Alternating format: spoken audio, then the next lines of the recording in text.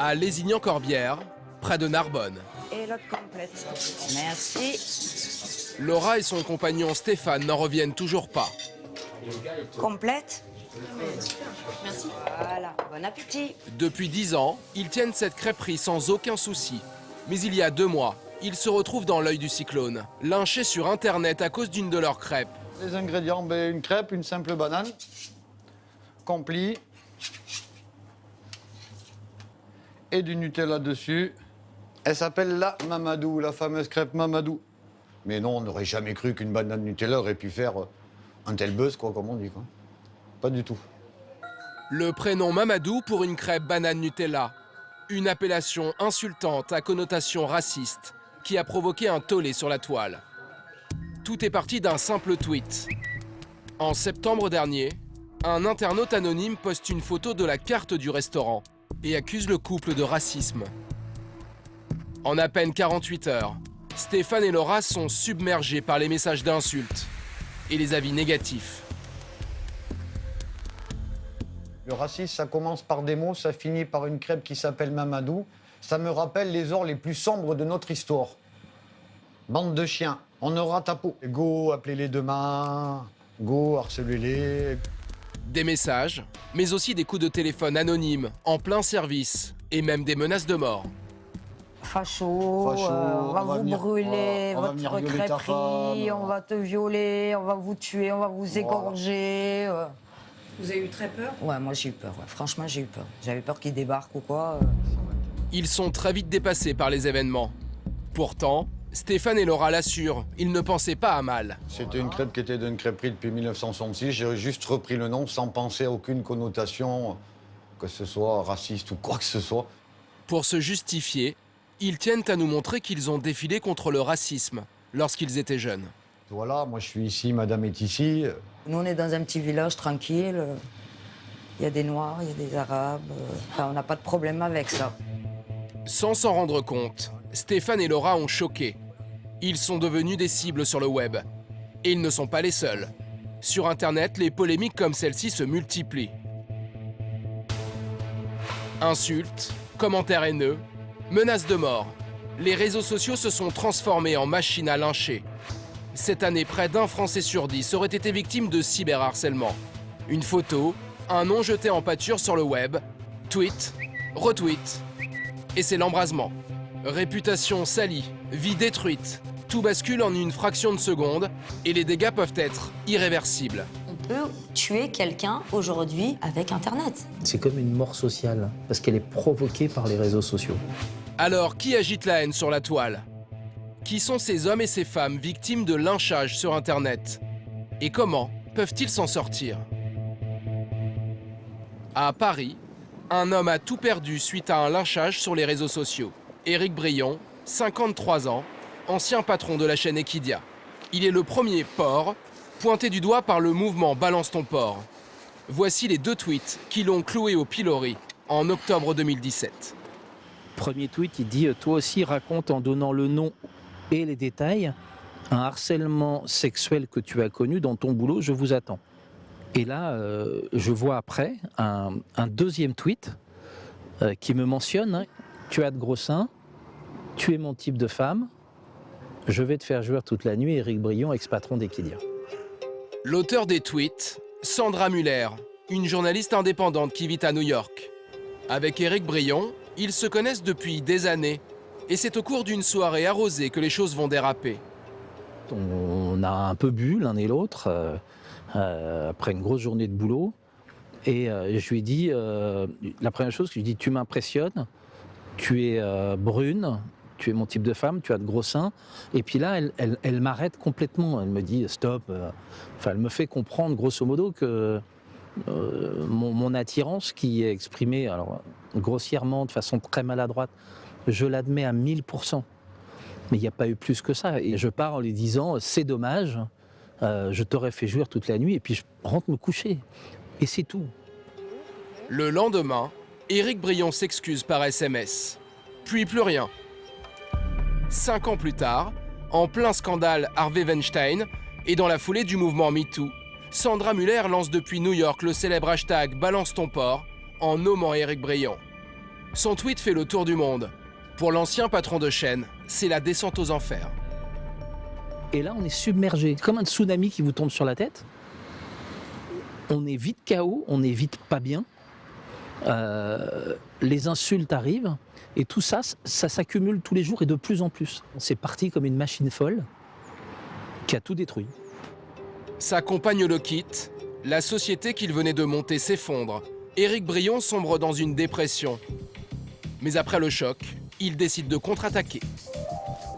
S'il a été jugé coupable par les réseaux sociaux, il réplique devant les tribunaux. Ça va? Il y a 3 mois, avec son avocate Marie Burguburu, il remporte sa bataille judiciaire contre Sandra Muller. La journaliste, qui l'a accusée publiquement de harcèlement sexuel, a été condamnée pour diffamation, à lui verser 15 000 € de dommages et intérêts. Elle a fait appel de cette décision. Ça doit être quand, normalement, l'appel? Ça peut aller assez vite. D'accord. Avant l'été prochain? Peut-être. Ça serait bien. Si le calendrier. Mais pour son avocate, la partie est gagnée.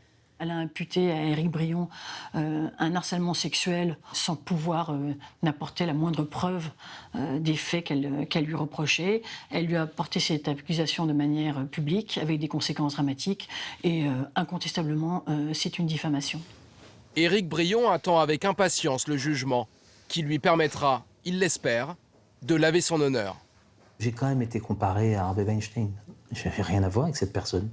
C'est pas pareil d'un soir à mal parler que de commettre des dizaines de tentatives de viol ou de viol. Il faut un peu réfléchir, il faut un peu être lucide.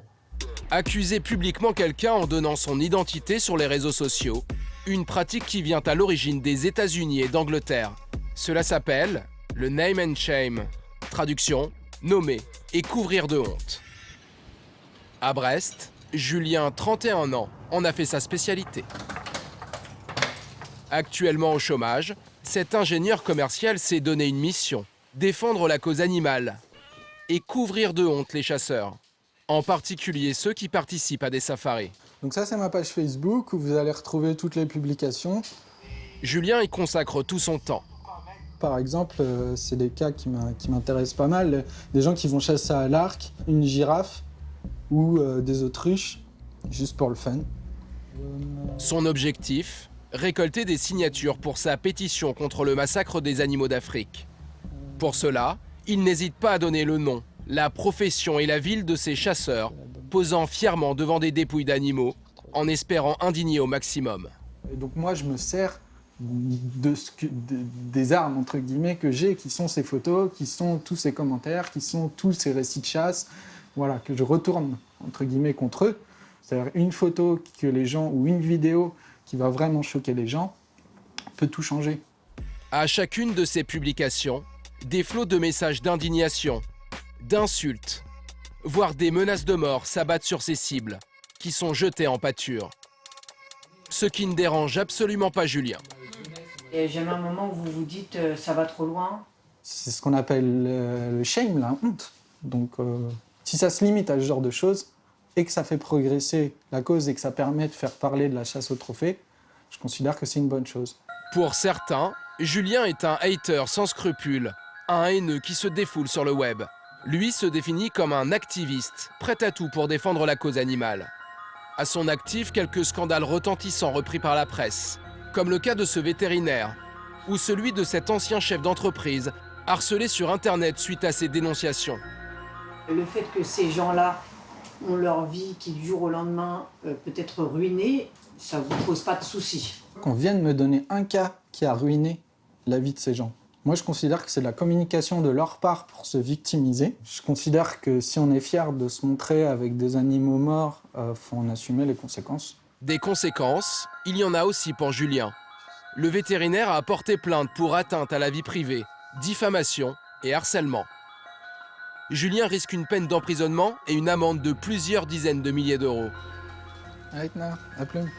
Si l'une de ses cibles a décidé de réagir, la plupart des personnes qui se retrouvent au cœur de polémiques sur Internet restent impuissantes. À Lézignan-Corbière, 3 mois après les accusations de racisme pour leur crêpe Mamadou, l'histoire de Stéphane et Laura est encore sur toutes les lèvres. Pour nous, ça va aussi. On a eu un moment dur et oui, on se remonte petit à petit. De toute manière, on n'a pas le choix. On essaie d'oublier. C'est le mieux. Leurs clients les soutiennent. Pour la plupart, ils n'ont d'ailleurs pas compris la violence des attaques dont le couple a été la cible. Tout part en épingle pour vraiment une broutille et ça c'est affolant. J'ai trouvé ça débile. Surtout qu'en ce moment, avec ce qui se passe en France, le nom d'une crêpe, quoi, on s'en fout un peu. Allumez le feu! Même si la polémique n'a eu aucun impact sur leur chiffre d'affaires, pour éteindre l'incendie, le couple a retiré la crêpe Mamadou de son site internet, mais pas de la carte du restaurant. Un nom, c'est un nom. Je peux comprendre la connotation Mamadou, qui peut avoir une connotation péjorative. On aurait pu en discuter. Peut-être qu'on l'aurait enlevé. Mais vu comment ça a été fait et comment ça a été très violent, en fait, on ne va pas l'enlever. La crêpe Mamadou, elle reste sur la carte. Pour Stéphane et Laura, pas question de se plier aux diktats des réseaux sociaux. Si aujourd'hui, pour eux, la polémique sur Internet semble s'être calmée, d'autres voient leur réputation entachée à jamais. Depuis 2 ans, Éric Brion, brisé par le hashtag Balance ton porc, est sans emploi et vit sur ses économies. Pour lui, trouver du travail est une mission presque impossible. Je me souviens, un jour, il y a un directeur d'une banque qui, après m'avoir dit oui pendant l'été dernier, au retour, il me dit « Ah, mais je ne peux pas associer le nom de notre banque à votre image ». Et à un moment, je me suis dit, en fait, je ne vais jamais sortir de ce cercle infernal. C'est une phrase que j'ai entendue, je ne sais pas, 10 fois, 20 fois. Tu comprends, c'est compliqué. Non, je ne comprends pas. Car dès qu'un employeur tape son nom sur Internet, voici ce qu'il trouve. On voit apparaître le mot porc, balance ton porc. Toute la première page de Google ne parle que de ça. Toute la trace qui existe de moi sur les moteurs de recherche, c'est ça. Il n'y a que ça. Des traces qui lui collent à la peau. Mais alors y a-t-il un moyen pour corriger une mauvaise image sur Internet? Marine Bonnat, elle, a trouvé une solution. Bonjour Radia. Bonjour Marie. Vous allez bien? Cette journaliste a confié sa réputation sur la toile à Radia Ayad, une nettoyeuse du web, spécialiste de l'e-réputation. Je suis ravie de vous voir aujourd'hui Moi pour faire aussi. un petit point d'état d'avancement de votre dossier. Moi je suis contente, j'ai vu que ça avait bien avancé quand même. Marie a été harcelée sur Internet par un hater, un prétendant éconduit qui a massacré sa réputation en ligne et a fait de sa vie un cauchemar. C'est vraiment comme si vous alliez dans la rue avec écrit que vous étiez une pute, une mauvaise personne, une délinquante, tout ça, écrit sur le front et vous deviez porter votre pancarte. C'est atroce, quoi. Là, j'ai vraiment pensé au pire. 3 ans après les faits, elle est toujours traumatisée. Moi, j'ai une phobie maintenant des réseaux sociaux, d'Internet. Pour moi, ça a été l'arme qui a essayé de me tuer. À l'époque, la police n'avait pas saisi sa plainte. Radia a été sa bouée de sauvetage. Heureusement que vous étiez là, vraiment. Son travail, reprendre la main sur l'e-réputation de Marie. Pour cela, elle a négocié avec son harceleur le retrait de certaines publications, supprimé les liens négatifs et injecté de nouvelles photos, vidéos et articles. Elle lui a aussi créé un site officiel. Et puis, nous avons fait un travail de référencement sur les liens qui étaient déjà disponibles pour qu'ils sortent beaucoup plus haut sur les résultats de recherche sur Google. Résultat, plus d'horreur ou presque quand on tape le nom de Marie sur un moteur de recherche. Et donc, ça nous donne aujourd'hui, en première page, sur les 12 liens qui sortent, un seul lien négatif. Il est connu qu'en fait, aujourd'hui, 93% des internautes ne vont pas à la page numéro 2 de Google. Donc, reprendre la main sur la réputation d'une personne, c'est commencer par reprendre la main sur tous les liens qui apparaissent en première page. Pour ce nettoyage, Marie aura déboursé près de 1 000 €.